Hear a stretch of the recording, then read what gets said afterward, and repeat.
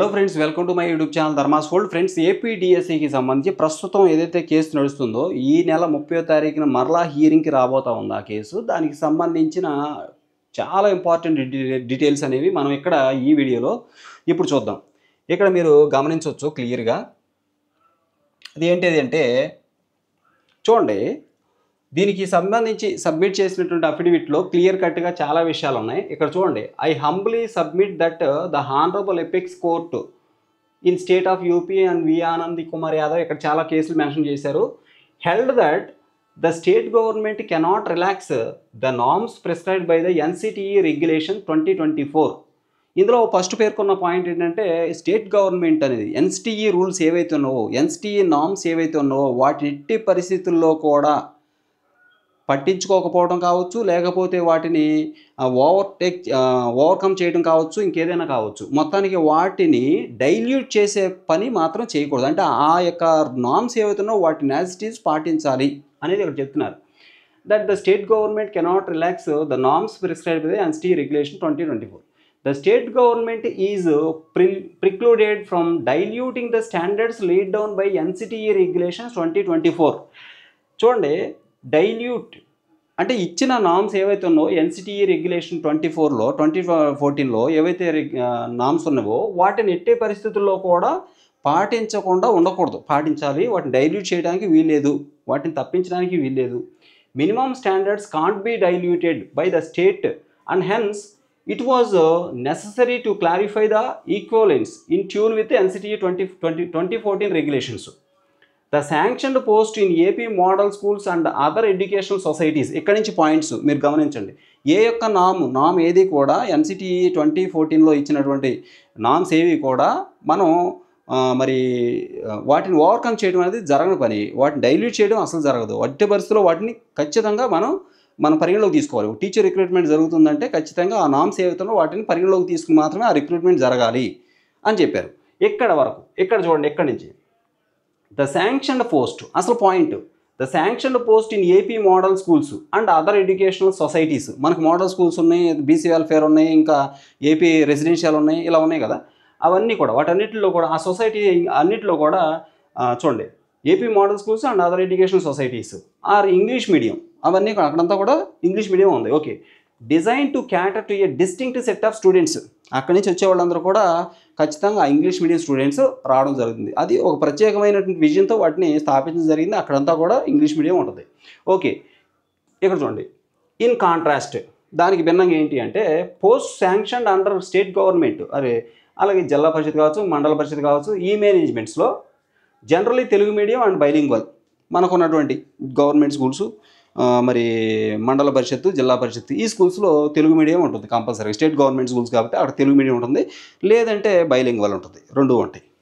కానీ society schools ఏవైతే ఉన్నాయో, మోడల్ స్కూల్స్ కావచ్చు, ఏపీ రెసిడెన్షియల్ కావచ్చు, మరి బీసీ వెల్ఫేర్ సొసైటీస్ కావచ్చు, ఏవైనా కావచ్చు, అటన్నింటిలో కూడా కంపల్సరీగా ఇంగ్లీష్ మీడియం స్టూడెంట్సే ఉంటారు. ఇంగ్లీష్ మీడియం ఉంటుంది అక్కడ. ఇక్కడ వరకు ఈ పాయింట్స్ని పట్టుకుని తర్వాత ఏం జరిగింది చూడండి. ఇక్కడ చూడండి, ఇక్కడ చూసినట్లయితే I humbly submit that according to NCTE norms passing the teacher eligibility test అంటే TET is a mandatory equivalent for any one seeking to be appointed as a teacher in schools in India. ఇండియాలో ఏ స్కూల్లో నియమించబడాలన్నా, ఏ పోస్ట్లో నియమించబడాలన్నా, ఏ స్కూల్లో ఏ teacher post నియమించబడాలన్నా కంపల్సరీగా ఏముండాలి? TET ఉండాలి. TET అనేది మ్యాండేటరీ రిక్వైర్మెంట్. ఎవరు పెట్టారు? ఇది ఎన్సిటిఈ ఇవ్వడం జరిగింది. ఈ నామ్ ఎన్సిటిఈ ఇచ్చింది. ఇక NCTE has established TET as a minimum qualification for teacher recruitment to ensure national standards of teacher quality. జాతీయ స్థాయిలో టీచర్కి కొన్ని క్వాలిటీస్ ఉండాలి. ఆ క్వాలిటీస్ పాస్ అవ్వాలి అంటే కంపల్సరీగా ఈ టెట్ రిక్వైర్మెంట్ అనేది ఉంది. ఆ టెట్ ఖచ్చితంగా క్వాలిఫై అయ్యి ఉండాలి. టెట్ కంపల్సరీగా క్వాలిఫై ఉండాలి. Since the schools maintained by the government, zilla parishad, mandal parishad managements are generally Telugu medium and while some are bilingual in terms of NCTE norms, proficiency test is not prescribed for the post sanctioned under government, zilla parishad, mandal parishad managements. ఇక్కడ చూడండి, proficiency test ఈ యొక్క government schools ఏవైతే ఉన్నావో, జిల్లా పరిషత్ schools ఏవైతే ఉన్నావో, ఇక్కడ మీకు క్లారిటీగానే ఉంది ఇదంతా. చూడండి, in terms of the NCTE norms proficiency test is not prescribed. Proficiency test is not prescribed అంటే English proficiency test is not prescribed for the post sanction under government schools. అంటే స్కూల్ అసిస్టెంట్ కావచ్చు, ఇప్పుడు మనకు అదే జరుగుతుంది. అక్కడేమి proficiency test ఏం లేదు. School assistant ఉంది, జీటీ పోస్టులు ఉన్నాయి, లేకపోతే ఇంకా మిగిలిన పీడీ పోస్టులు ఇట్లాంటివి ఉన్నాయి జిల్లా పరిషత్తు మేనేజ్మెంట్లో, లేకపోతే గవర్నమెంట్ మేనేజ్మెంట్లో, గవర్నమెంట్ స్కూల్స్లో. ఇక్కడెక్కడ కూడా అది ఎన్సిటిఈ ఎట్టి పరిస్థితుల్లో దాన్ని ప్రిస్క్రైబ్ చేయాల, ప్రొఫిషియన్సీ టెస్ట్ కంపల్సరీగా ఉండాలని ఏమీ చెప్పలేదు.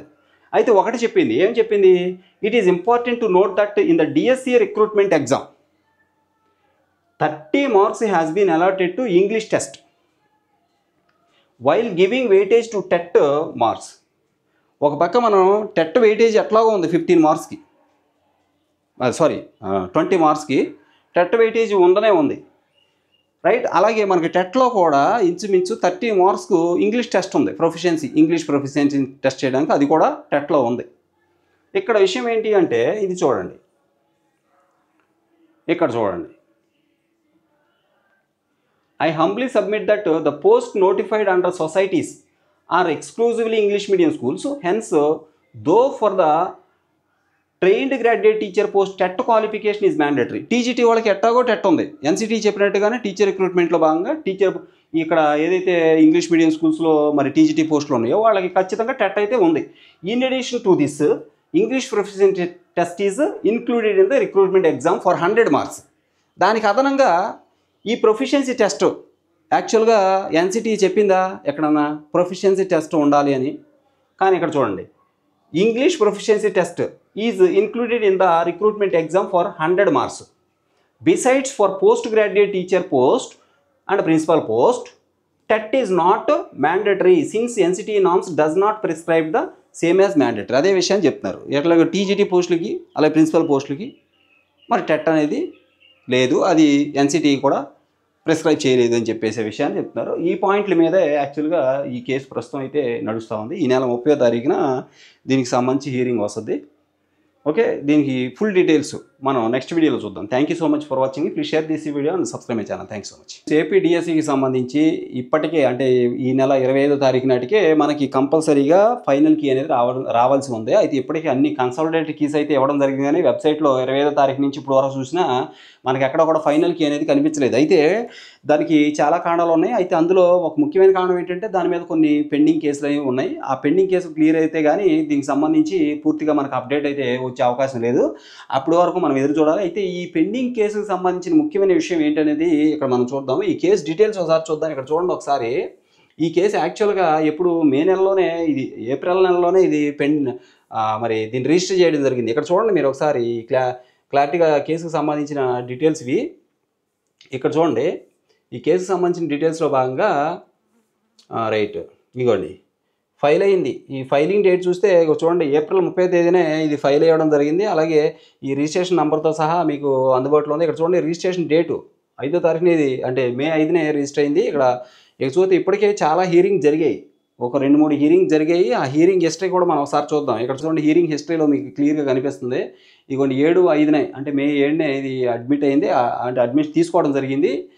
7/5నే తీసుకోవడం జరిగింది. ఇక ఆ తర్వాత ఇక్కడ చూస్తే ఈ హిస్టరీలో భాగంగా ఇప్పటికి 2 హీరింగ్స్ వచ్చాయి. అయితే ఈ నెక్స్ట్ హీరింగ్ మీరు ఒకసారి చూడొచ్చు. ఇక్కడ నెక్స్ట్ హీరింగ్ డేట్ వచ్చేసి ఈ నెల 30వ తేదీన దీని హీరింగ్ ఉంది. మరి దాని తర్వాత మనకి అప్డేట్ వచ్చే అవకాశం ఉంది. అయితే దీంట్లో మరి రెస్పాండెంట్స్గా స్టేట్ గవర్నమెంట్ ఆఫ్ ఆంధ్రప్రదేశ్, అలాగే the commissioner of school education, అలాగే ఎస్సీఆర్టీ, అలాగే యూనియన్ ఆఫ్ ఇండియా, అలాగే national council for teacher education NCTE, వీళ్ళందరినీ కూడా రెస్పాండెంట్స్గా ఇంచుమించు 5గురిని రెస్పాండెంట్స్గా పెట్టడం జరిగింది. అంటే పిటిషనర్స్ ఎవరైతే వేస్తారో వాళ్ళకి కంపల్సరీగా వీళ్ళు ఈ కేసుకు సంబంధించి కంపల్సరీగా రెస్పాండ్ అవ్వాల్సి ఉంటుంది.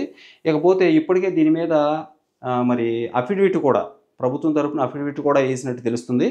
ఇక ఈ కేసు దేని గురించి అంటే మీ అందరికీ తెలుసు, ఇప్పటికే మనకి గవర్నమెంట్ స్కూల్స్ అన్నీ కూడా తెలుగు మీడియంలో ఉన్నాయి.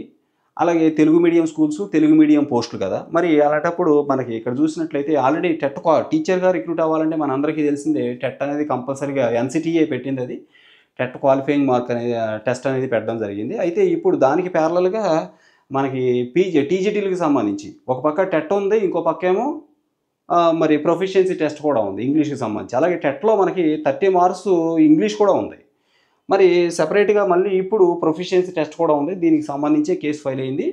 ఇక ఫుల్ డీటెయిల్స్ నేను మీకు నెక్స్ట్ వీడియోలో తెలియజేస్తాను. Thank you so much for watching me. Please share this video and subscribe my channel. Thank you so much.